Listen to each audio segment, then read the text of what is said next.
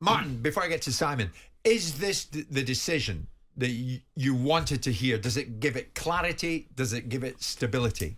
It's 100% the decision I expected to hear. You know, Gareth is a very loyal, very honourable man. He would have set himself that task of giving himself a period where he feels, I want to be successful. And now we work towards the next Euros in 18 months' time, where it's, he has to win a trophy. I think he knows that. I think he believes now that he goes into the next competition not in hope but in belief that this team can go toe to toe, Jim, with the best in the world. There's no doubt that's not something that's in any kind of doubt now. It's right to keep that continuity, to settle it all down, and to keep the players stable. He's a very stable individual, so it comes from the top. And now we can plan now. We can plan now ahead to the next Euros. And I think the rightful man is in position. I think he deserves to be in that position. I heard from so many people, not least like in breakfast this morning, Dean Saunders talking to Natalie, there was nobody else, couldn't think of a name. But I mean, that's not the case, is it, Martin?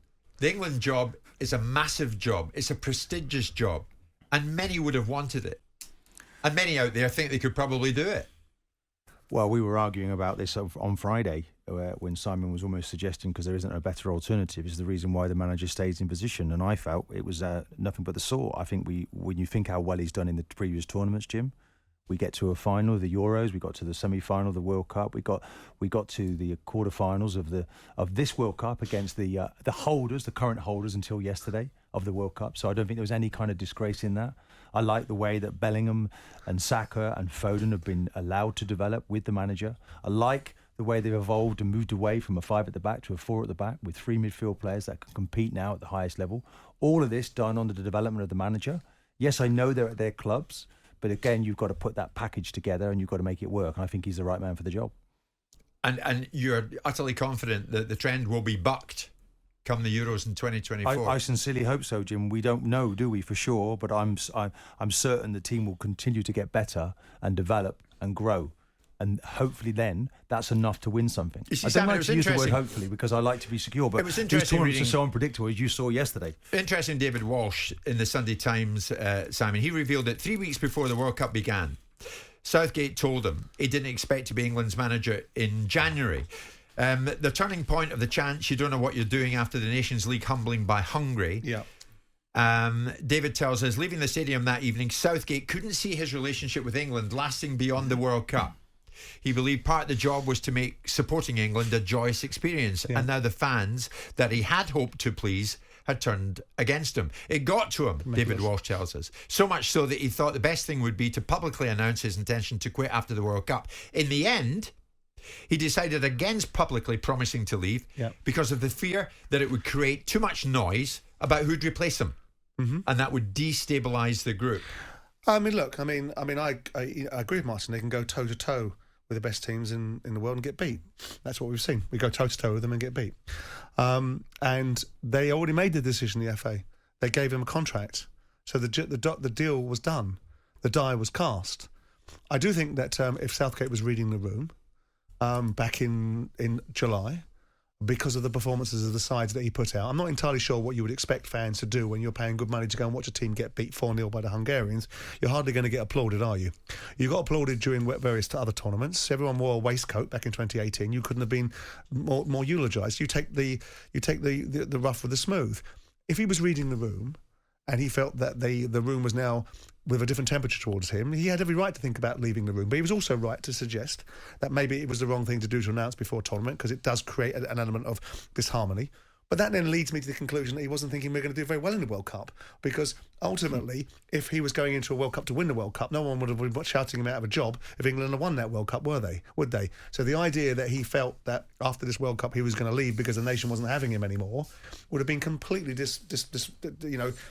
dismantled by how well England performed in the tournament. I'm not in the Southgate camp. I never have been. I think he's okay. I think he's done a decent job. I think he's a solid individual. I think he's picked, and I think Martin's probably absolutely right, that he has decent morals, decent intentions, and integrity at his centre. I've never suggested anything to the contrary. What I do think is there a difference between those particular characteristics alongside another little bit of stardust that we do need to have, which is that alchemy which makes a winner.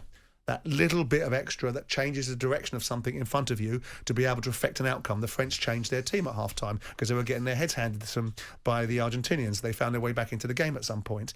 I'm not entirely sure Gareth Southgate would have done that. But he had a 2-year contract. The die was cast. The only reason I pushed back on it was, I don't think he'll win. I think we'll go to the Euros in 18 months' time, and it'll be the similar outcome. And we'll put forward a very commendable performance, and we'll put up a good fight. But like I've said before, a good fight is one you win, not one you turn up to. So with that in mind, I think we'll have more of the same. We've got a good group of young players that are ostensibly being developed by the clubs. He has an embarrassment of riches from the young players. He has a proclivity towards picking young players because guess what? He was the England under-21 manager. If he can't manage this group of players after having had 6 years of being a full-time manager, and I know you've had 81 matches, and you'll say that's not enough experience, Martin, but he also had a significant period of time as a 21s manager with these young players. I think he's done on the can what he should have done and what he could have done. And he picked up from a low bar. Whether Sam Allardyce would have done the same thing, we'll never know. So I don't think I think it's relatively academic. The thing I didn't like was this ridiculous notion being floated around that somehow we should all wait for Gareth Southgate to come back and tell us what he was going to do. He'd signed a contract. If you didn't want the pressure that goes with the job and the £5 million a year salary, which might feature into some of the thinking, then ultimately, why become the England manager in the first place? You get the rough with the smooth. It's called pressure of life. It's called the obligations and opportunities that huge jobs come with. And if you can't take the pressure when it comes on top, when you're getting beat, I know that they're meaningless games, but they're meaningless games for Hungary too, and they're meaningless games for everybody else. Sorry, just to backtrack on. And by the way, I did suggest names. It's not because I didn't have a replacement. Because I write everything down that you say, or try to. You say a lot, so it's hard. Regarding the next Euros, we sincerely both, don't we, hope that you're wrong, because you said that you said so. Genuinely, you feel you hope you're wrong that England are successful. I hope England win. And not successful. I'm an Englishman. I'm a proud Englishman. Well, I think after this World Cup, I think what's happened for Gareth is it's refreshed him. I think he's actually enjoyed it again. He's regained his confidence. Fantastic. And it was a slap in the face to him on one night there at the end of the competition. And I think he's had time now to reflect, rebalance, and he's come back stronger. Regained his confidence from what? What does success look like, though, Martin, I in think 2024? he's regained his confidence from the structure of the team, from flip-flopping between a back three and a back four. He now seems more secure that this is the way he wants to play with a 4-3-3 system.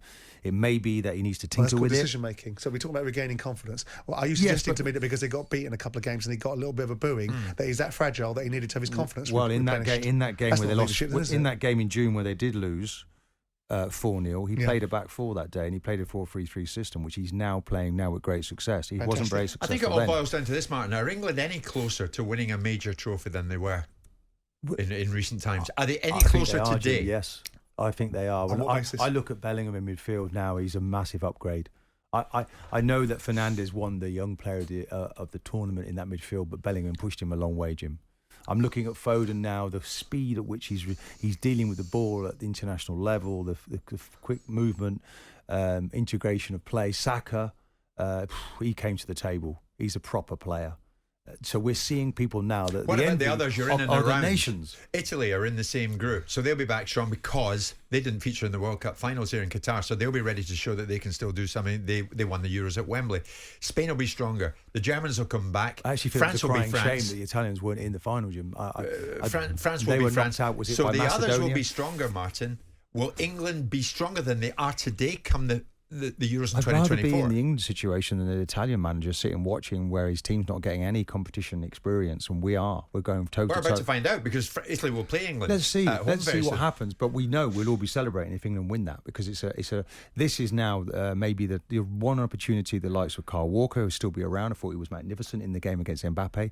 Can Henderson still hang about? They'll be determined to. But I don't see anybody of what this does going to be dropping out of this look group. like in the finals of 2024? It's not the quarter-final stage, is it? It's not an exit at the quarter-final stage. Jim. I think they have to win it. 100%. That will be the target now.